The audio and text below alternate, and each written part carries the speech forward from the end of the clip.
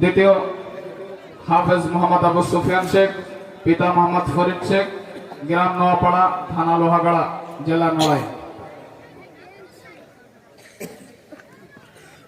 3 নম্বর হাফেজ মোহাম্মদ রিফাত মোল্লা, পিতা মোহাম্মদ মাহমুদ রশিদ মোল্লা, গ্রাম গোবিন্দপুর, লোহাগাড়া, নড়াই।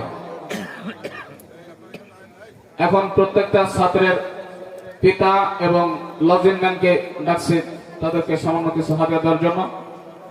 হাফেজ আবু ইসার লজিনম্যান কে এম রহমত খান, সামনে আসেন। কে এম রহমত খান।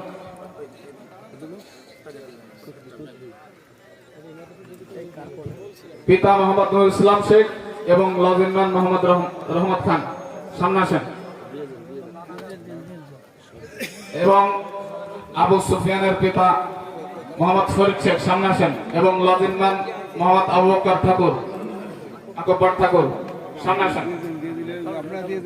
3 নম্বর মোহাম্মদ রিফাত মোল্লা, তার পিতা মোহাম্মদ মাহমুদুর রশিদ, তার লজিনম্যান এবং তার নানা মোহাম্মদ রফি গাজী, সামনে আসেন।